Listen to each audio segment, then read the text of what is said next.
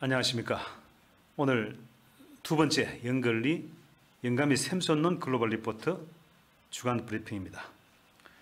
KCNN 글로벌 지금 라스베가스에 있는 DK 킴 에디터가 리포팅한 이번 주에 40개 토픽 중에서 오늘은 15개를 선정해 브리핑해 드리도록 하겠습니다. 오늘 첫 번째 소식인데요. 테크크런치가 보도한 내용입니다. 유럽 시장의 마이크로 모빌리티의 교체용 배터리 대중화를 시도하고 있는 독일 스타트업 스오비가 유럽연합의 재생에너지 혁신 펀드의 주도로 650만 달러의 규모의 시리즈 A 투자를 유치했다는군요. 아시아 시장에서 교체용 배터리 시장이 대표적인 그런 대만의 고고로를 롤 모델로 삼은 이 스타트업은 한 종류의 배터리와 전기 스쿠터에 주력하는 그 기업과는 달리 6종류의 배터리로 전기 자전거, 화물 자전거, 킥보드도 지원한다고 합니다.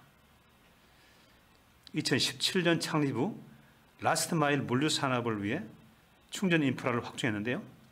올해는 이 회사가 B2B와 함께 일반 소비자들에게도 서비스를 제공한다고 합니다. 자, 두 번째 소식입니다. 엔가제시 보도했는데요. 앞서 거론됐던 교체용 전기 배터리 스타트업 대만의 고고로가 세계 최초로 교체 가능한 전기차용 전고체 배터리를 선보였다는군요. 대만의 전고체 배터리 제조업체인 프롤로지움과 합작해서 개발했답니다. 이 배터리는 기존의 리튬 전지보다 높은 에너지 밀도와 안전성을 자랑한답니다. 고고로는 현재 제공되는 배터리의 폼팩터와 크기를 똑같이 유지하며 전기 용량을 1.7kW에서 2.5kW로 끌어올렸으며 곧 상용화시킬 예정이랍니다. 세 번째 소식입니다. 테크크런치가 보도한 내용인데요. 영국의 리튬이온 전지 스타트업 브리티시 볼트가 영국을 대표하는 고급차 브랜드인 에스틴 마틴과 개발 협력을 체결해 고성능 전기차 배터리 기술을 개발하겠다는군요. 에스틴 마틴은 2025년에 첫 전기차를 출시한 뒤 2023년엔 모든 차량을 전기차로 전환할 예정입니다. 브리티시 볼트는 영국 정부의 23억 달러 규모의 투자를 바탕으로 2027년부터 가동될 노선 블렌드 배터리 공장을 건립하는데 박차를 가하고 있답니다. 한국도 LG, SK 같은 대기업도 좋지만 이 스타트업도 이 배터리 분야에 좀 활발히 진출했으면 합니다. 이건 아주 좀 부러운 소식입니다. 네 번째 소식입니다. 아주 중요한 소식인데요. 미국 정부가 자율주행 차량의 안전기준을 공표했다는 내용입니다. 미국 도로교통안전국이 자율주행 차량 사업자와 개발자들이 지켜야 할 안전규정을 확정, 통과시켰다는데요. 인간의 감시 없이 모든 주행을 기계로만 소화하는 자율주행차들이 늘어나는 걸 감안해 이 법안을 제정 통과했으며 여러 기업들이 자율주행 차량 출시를 준비하는 과정에서 아주 적절한 결정으로 보입니다. 기존 차량에서 자주 언급되는 운전석이라든지 운전대, 조수석 같은 단어들이 배제됐다는데요. 에어백 성능의 향상과 무인 대중교통의 안전벨트 의무화가 담긴 한편 웨이모같이 자율운행과 운전자 보조 운행을 동시에 시행할 경우 별도의 규정이 적용되고 유로같이 승객이 아닌 물품을 운송할 경우에는 이 규정을 적용받지 않아도 된답니다. 독일이 자율주행 레벨 3를 허용한 뒤 전 세계는 국가 간의 이 자율주행에 대한 경쟁이 아주 치열해졌는데요. 한국 정부도 이런 흐름에 좀 잘 따라갔으면 합니다. 다섯 번째 소식입니다. 볼보가 인공지능 차량 점검 기술을 미국 딜러들에게 제공했다고 합니다. 볼보는 AI 기반 자동차 점검 체계인 UBI를 미국 딜러들에게 제공한다고 발표했는데요. UBI는 수십 분이나 걸리는 차량 점검을 카메라로 몇 초 만에 완료할 수 있다는데요. 차체의 하부, 타이어 상태 및 공기압, 차체의 흠집과 부식까지도 한 방에 점검할 수 있답니다. 이 첨단 기술로 딜러샵의 정비소가 차량의 문제점을 놓치는 실수를 방지할 수 있고 차량의 소유자들과 정비사들의 시간을 절약할 것으로 보인답니다. 6번째 소식입니다. 모기 죽이는 유전자 조작 모기들이 모기와의 전쟁에 투입된다는 소식입니다. 미국 환경보호청이 영국 바이오테크 기업 옥시텍에게 유전자를 조작한 수컷 모기를 플로리다와 캘리포니아의 생태계에 정식으로 풀어놓을 수 있게 허가했다는군요. 옥시텍이 개발한 OX5034라는 모기는 생식력이 없는 모기를 번식해 임의적으로 개체수를 줄여 모기가 퍼뜨리는 지카 바이러스, 댕기열, 황열병의 전염병을 막을 수 있답니다. 작년 플로리다 키스 제도에서 미정부 지원하에 수백만 마리의 모기를 시범적으로 방생했다는데요. 이후 플로리다, 캘리포니아주에 20억 마리의 모기를 방생한다고 합니다. 다만 유전자 조작과 불투명한 효과에 대해서 부정적인 지역 주민들의 반발이 만만치 않다는군요. 그렇습니다. 생태계 변화도 치밀하게 감시해 봐야 되겠습니다. 7번째 소식은 영국 브리스톨 대학 연구진이 숨쉬는 로봇 베개를 개발했다는 내용입니다. 연구진은 고양이의 숨쉬기, 심장박동을 비교해 숨쉬는 모션이 인간의 불안감을 해소하는 데 가장 효과적이라고 판단해 이 로봇 베개를 만들었다네요. 129명을 대상으로 임상 테스트한 결과 로봇 베개를 사용한 그룹이 그렇지 않은 그룹보다 수학 시험을 보기 전에 더욱 안정감을 느꼈다는군요. 이거 재미난 결과인데요. 표본이 좀 작아서 그렇습니다만 한국에도 아주 유명한 베개 회사들이 많죠. 그렇지 않아도 다음 주에 디지털 혼수 시간에 한국에서 유명한 베개로 유명한 그 스타트업 CEO를 인터뷰하기로 예정되어 있습니다. 다음 주를 기대해 주십시오. 8번째 소식입니다. 트위터가 트위스 샵스를 열고 이커머스 사업을 본격적으로 확장하고 있답니다. 현재는 애플 유저들을 대상으로 서비스가 가능한데요. 업체당 최대 50종의 상품을 해당 플랫폼에 진열해 판매할 수 있다고 합니다. 통신사 브라이전부터 나이지리아 음식 전문 배달 서비스까지 다양한 기업들이 참여하고 있답니다. 트위터는 샵스 서비스를 무료로 제공하고 수수료도 떼지 않겠다고 약속했답니다. 인스타그램, 핀터레스트 같은 SNS 플랫폼들이 이커머스 경쟁이 흥미진진해집니다.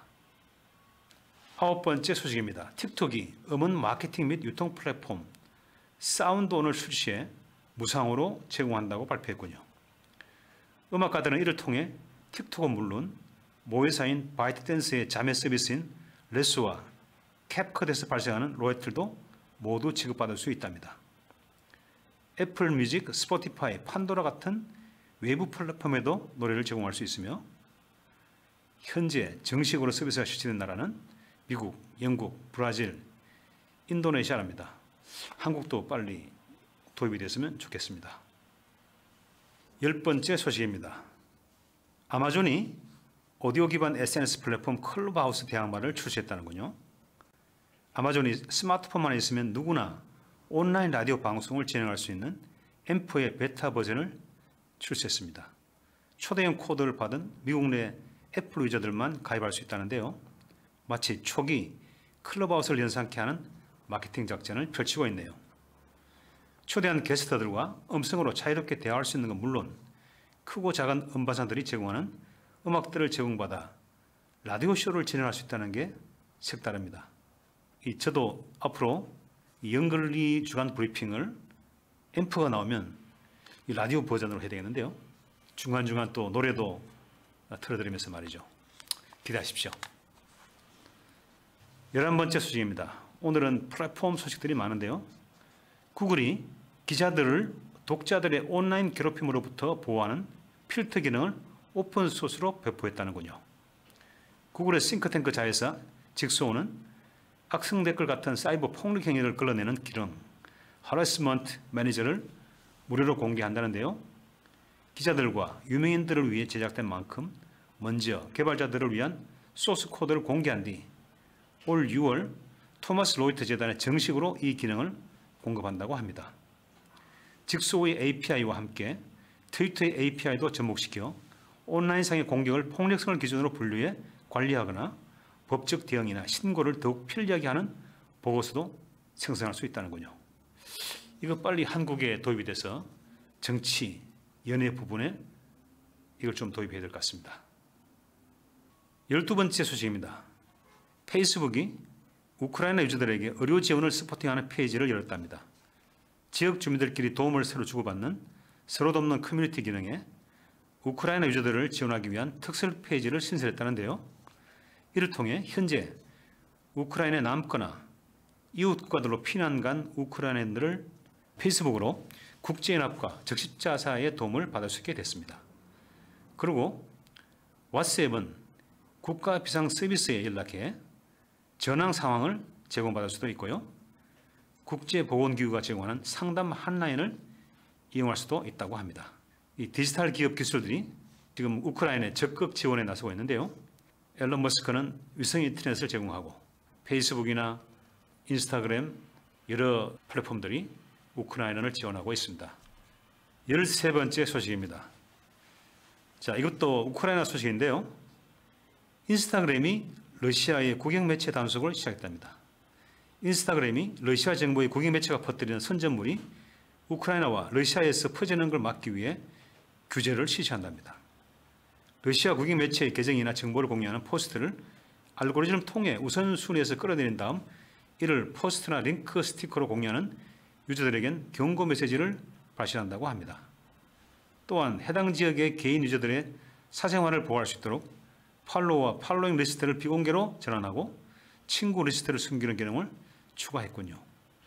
정말 이 플랫폼들이 참전하는 3차 대전 같은데요.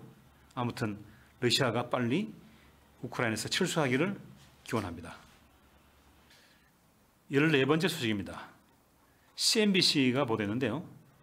세르게이 라브로프 러시아 외무장관이 CNBC와의 인터뷰에서 러시아가 대대적인 경제제재에 불과하고 스스로 경제적 문제를 해결할 수 있다고 장담했다는군요. 터키에서 회담을 마친 라브로프 장관은 러시아가 경제를 회복시킨 뒤 러시아인들을 서방 세계 영향으로부터 지키겠다고 엄포를 놨답니다. 아무튼 러시아발 경제 제재가 글로벌 시장을 상당히 위협하고 있습니다. 지금 전 세계적으로 특히 유가 등 원자재의 인플레이션이 극도로 아주 심화되고 있는데요. 러시아가 빨리 두 손을 들고 우크라이나에 철수하고 우크라이나의 그 전시에 대한 모든 것을 배상할 수 있는 그런 결과가 나왔으면 좋겠습니다. 오늘 마지막 15번째 소식입니다. 미국 경찰들이 남아도는 장비들을 우크라이나에 기부하고 있다는데요. 미군으로부터 무기와 장비를 지금까지 워낙 많이 제공받은 까닭에 미국 경찰의 군대화가 문제시될 정도로 미국 경찰의 무장 수준은 빵빵하다고 합니다.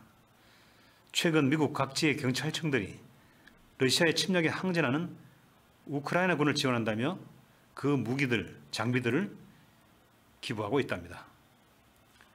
방탄기능을 갖춘 전투용 조끼와 헬멧, 군화, 의료키트 이런 것들이 충분히 전투에 효과를 발휘하고 있다는데요. 미국 국방부는 경찰들이 우크라이나에 무기와 장비를 공급한 사실에 대해서는 부인했다는군요. 기재모도가 보도했습니다. 자, 오늘 이번 주간 그 KCNN 글로벌 DK 킴 기자가 40개의 리포트를 보도한 것 중에서 15개를 간추려서 브리핑해 드렸습니다. 내용이 좀 도움이 됐는지 모르겠습니다만 특히 스타트업 분야의 많은 정보들을 제가 정리해 드렸는데요. 한국의 스타트업들 관계자들 그리고 정부 행정가들은 이 부분에 좀 많이 지원될 수 있도록 하고 한국 스타트업들이 여기서 큰 영감을 얻어서 좀 분발했으면 좋겠습니다. 자, 제가 늘 말씀드립니다만 이 KCNN 글로벌에서 발행하는 매일 발행합니다만 이 하루에 10개씩 토픽들을 정리해서 이메일로 저희들이 서비스를 하고 있습니다. 에이빙이 저희들 것을 공급받아서 서비스하고 있는데요. 아래에 정보, 그 이메일을 받을 수 있는 정보를 올려놓을 수 있도록 하겠습니다. 오늘 주간 브리핑이 많은 도움이 됐기를 바랍니다. 감사합니다. 다음 주에 또 뵙겠습니다.